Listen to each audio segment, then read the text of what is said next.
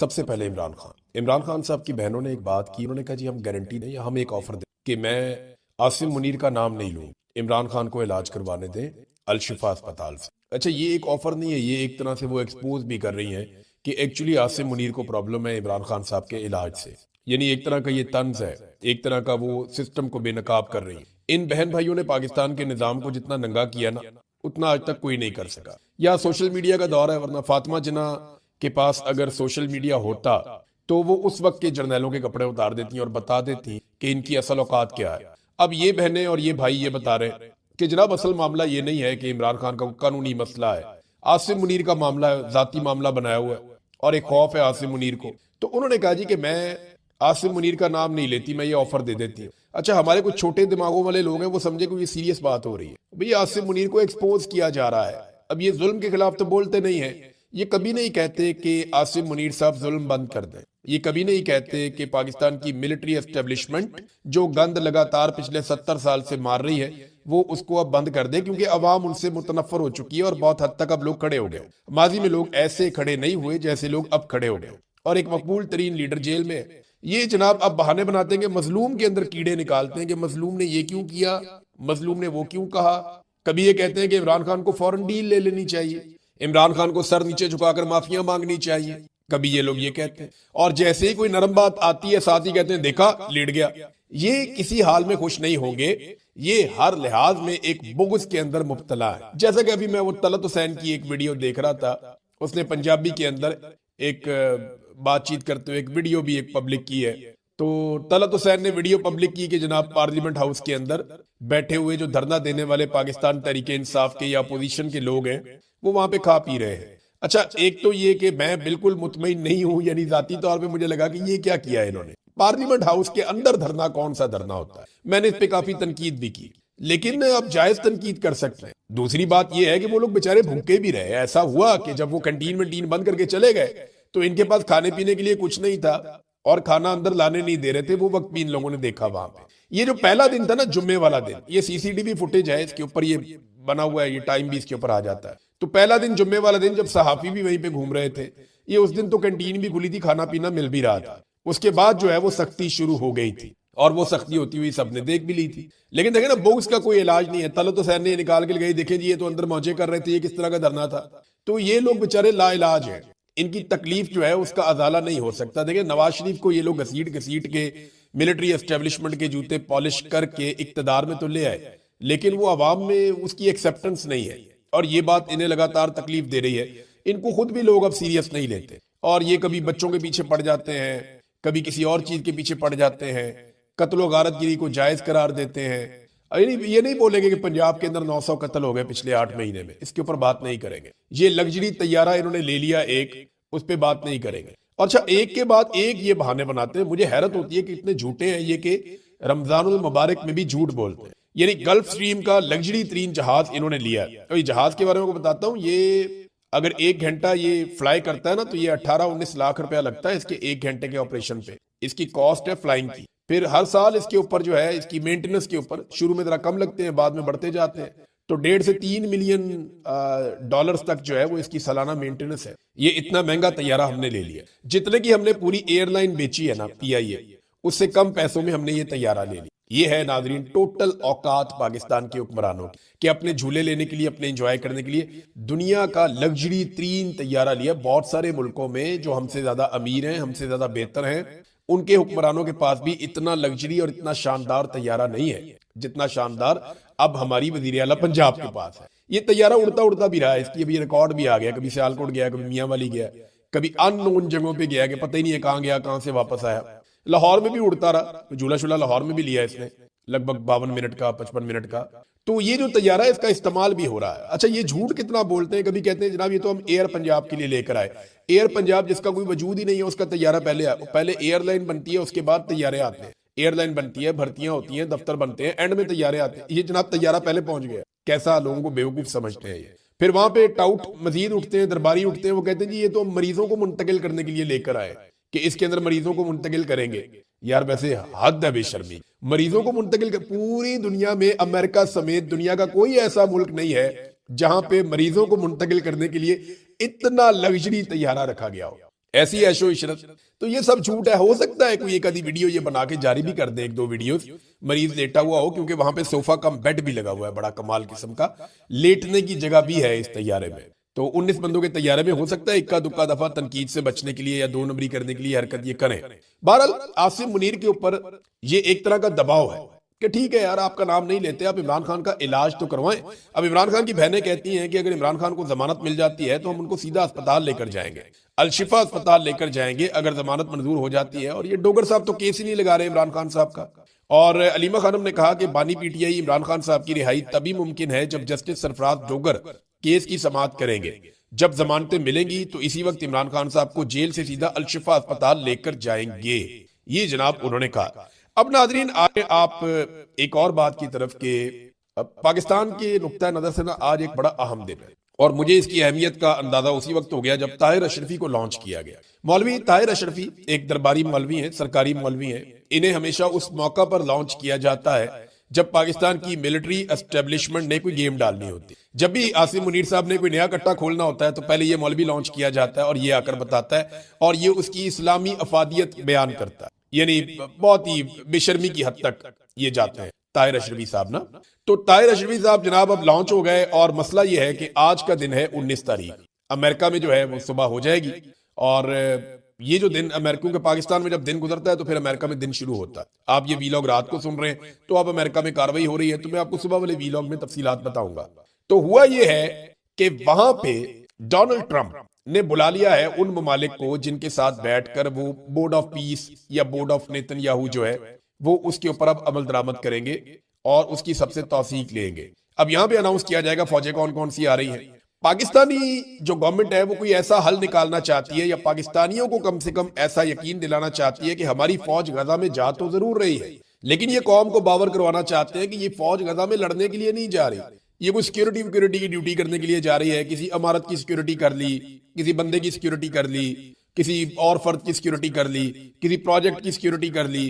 कोई buffer zone बनाएगा Israel अपने और फलस्तीनियों के बीच में, उस बफर जोन के अंदर ड्यूटी कर ली। तो इस किस्म की ड्यूटियां, यानी कोई ऑपरेशनल ड्यूटी ये वहां पे करना नहीं चाह रहे, ये कौम को ये बताएंगे। लेकिन देखिए ये बात मानेगा कोई नहीं, क्योंकि ये गजा स्टेबलाइजेशन फोर्स है। इसके अंदर जितने ममालिक होंगे ना, ये फोर्स जो भी काम करेगी उसका बर्डन उन तमाम ममालिक पर आएगा, और यही अमेरिका का फॉर्मूला है। डोनाल्ड ट्रंप ने बड़ा स्मार्ट मूव किया। वो सारा बर्डन जो अकेले नेतन्याहू के ऊपर आता था, वो बर्डन डोनाल्ड ट्रंप ने शिफ्ट कर दिया बहुत सारे मुसलमान मुल्कों पर जो बोर्ड ऑफ पीस का हिस्सा है। और अब जो फौजें आएंगी, लड़ाई का बर्डन उन सब के ऊपर शिफ्ट हो जाएगा। देखिए ना, चेन ऑफ कमांड तो एक ही है। पाकिस्तान की फौज कोई भी कार्रवाई करती है, यानी एयरफोर्स ने तैयारे गिराए तो आसिम मुनीर ने भी उसका क्रेडिट लिया, पूरे पाकिस्तान ने उसका क्रेडिट लिया, पूरी फौज ने लिया। तो इसी तरह अगर किसी जगह पे एक फौजी अच्छा काम करता है या बुरा काम करता है, उसका इंपैक्ट पूरी फौज के ऊपर आता है। तो ये जो फौज वहां पे जा रही है मुख्तलिफ ममालिक की, ये जो भी करेगी इसका इंपैक्ट सारे ममालिक के ऊपर आएगा। अब देखें ना, ये डोनाल्ड ट्रंप साफ कह रहे हैं कि सवाल ही पैदा नहीं होता कि हमास वहां पे रह पाए।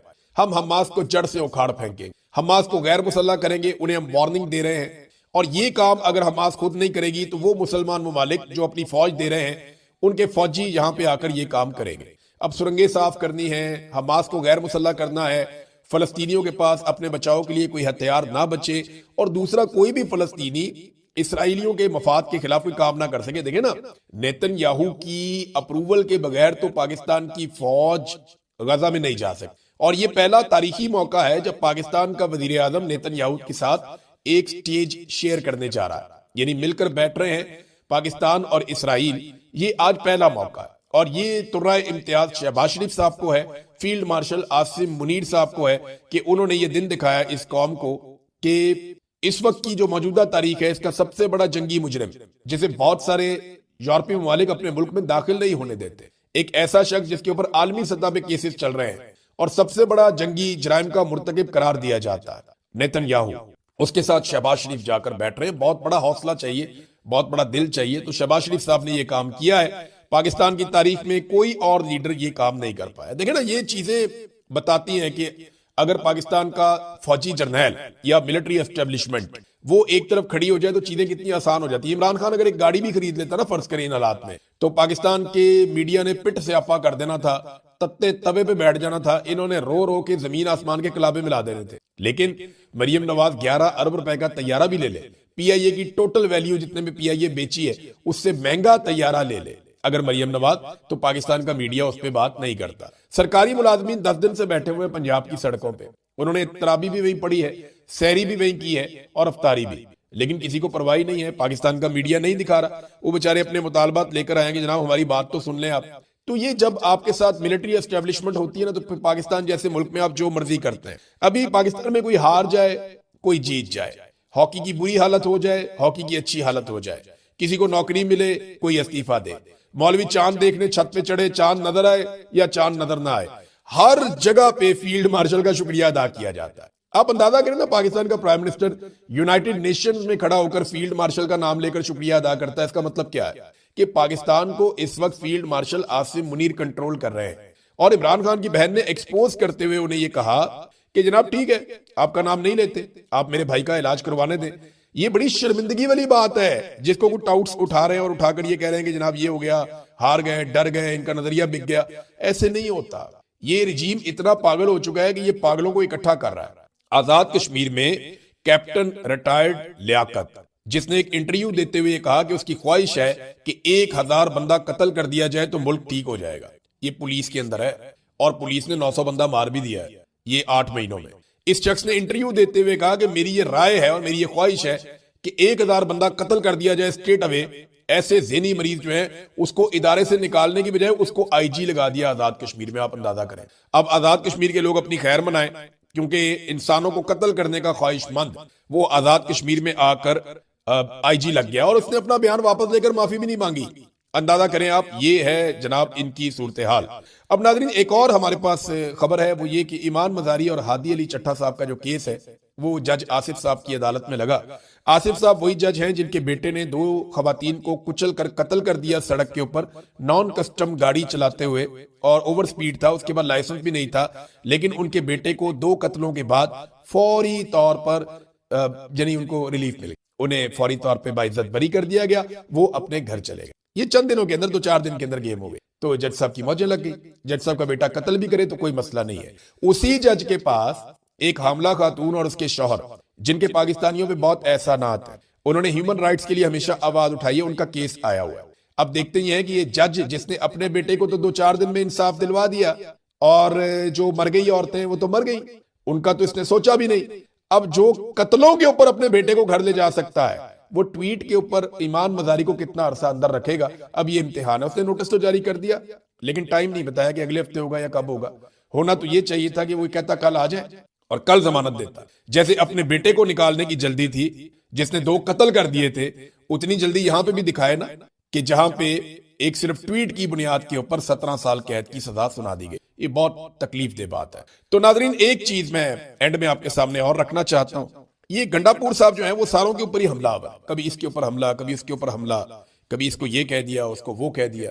ये मेरे बारे में भी बातें करना शुरू हो गया कि ये करो वो करो, मैं इलेक्शन लड़ाता हूं, पता नहीं क्या कुछ कह रहा था। तो मैं गंडापुर को एक बात कहना चाहता हूं कि ये वाला कैमरा और ये वाला कलम, ये है मेरा हथियार। मैं इसके साथ लड़ता हूं और इसी से लड़ता आया हूं। मैंने कंप्रोमाइज नहीं किया एक दिन भी। गंडापुर उतनी मार तुम सोच भी नहीं सकते जितनी मैंने खाई है। गंडापुर साहब, मैं अगर आपकी तरह होता ना तो आज इस्लामाबाद में या लाहौर में बैठा होता, मेरी फैमिली दरबदर ना हो रही होती, मैं धक्के ना खा रहा होता, मैं इन हालात के अंदर कभी ना होता जिस तकलीफ से मैं और मेरा खानदान पूरा गुजर रहा है। तो आपकी तरह हम भी मौजें कर रहे होते, कबूतर उड़ा रहे होते, घोड़े भगा रहे होते, वहां पे पाकिस्तान के अंदर मेले ठेले एंजॉय कर रहे होते। प्रोटोकॉल तो तुम एंजॉय कर रहे थे, वजीर आला तो इमरान खान ने तुम्हें बनाया था, सारा कंट्रोल तो तुम्हें दिया था। तो कंप्रोमाइज होने की बजाय खड़े हो जाते ना अपने पैरों पे। मैंने तो नहीं कहा कभी भी पाकिस्तानियों को मेरे साथ चलो, मैं पहली गोली खाऊंगा और मैं तुम्हें लेकर निकलूंगा और जाके हम इनकलाब लेकर आएंगे। मेरा तो काम कलम का और कैमरे का है, वो काम मैं कर रहा हूं और इस पे मैं कंप्रोमाइज नहीं करूंगा और मैं नहीं कर रहा। मैंने कहा था मैं खड़ा रहूंगा, मैं खड़ा हूं। तुम्हारा काम था और तुमने कहा था कि पहली गोली मैं खाऊंगा और तुम निकले। तुम एक दफा डी चौक गए, वहां से भाग गए। तुम दूसरी दफा डी चौक गए और वहां पे लाशें छोड़कर भाग गए। तो तुम्हारा भागने का ट्रैक रिकॉर्ड है। तुम डरे हुए, तुम बुज़दिल आदमी हो। तुम बुज़दिल आदमी हो, सिर्फ बड़के मार सकते हो। ये बुच्छा दे वाल रख के बड़का मारना बड़ा सौखा है। इस तरह के हमने बहुत नबेड़े हैं रंगबाजी, ये लाहौर की गलियों में जगह जगह बैठे हुए होते हैं। तो ये रंगबाजी भाई किसी और को करके दिखाई। मैं तुम्हारी बातों में नहीं आऊंगा, मैं अपना काम करूं। मेरा काम कलम से और कैमरे से है। मेरी आवाज मेरा हथियार है जिसके जरिए मैं लड़ूंगा। तुमने वादे किए थे और दावे किए थे कि मैं ये कर दूंगा, मैं वो कर दूंगा, इस तारीख तक बाहर ना लाया तो ये कर दूंगा, उस तारीख तक बाहर ना लाया तो मैं वो कर दूंगा, मैं आपको डेडलाइन दे रहा हूं, मैं आपको टाइम दे रहा हूं, अपना इदारा ठीक करो, सारा कुछ करके बाद में जूतियों में बैठ गए। तो भाई जूतियों में बैठ गए हो तो स्मेल तो आएगी ना। तो अब नाक पे हाथ रख और स्मेल को बर्दाश्त करना स्मेल को। मैं तो अपना काम उसी तरह कर रहा हूं, किसी एक जगह पे भी कभी कंप्रोमाइज नहीं किया। हाँ, तुम्हें पहचान लिया और इमरान खान ने वाकई कमाल आदमी है इमरान खान, मानिए इमरान खान को। इमरान खान ने जिसको भी निकाला है ना, उस वक्त चाहे आपको लग रहा हो कि इमरान खान ने शायद गलत फैसला किया, लेकिन तारीख ने साबित किया और यहां तो बहुत जल्दी जल्दी साबित हो रहा है कि इमरान खान का फैसला दुरुस्त था। अब गंडापुर रोजाना साबित कर रहे हैं कि उनको हटाने का फैसला इमरान खान का बिल्कुल ठीक।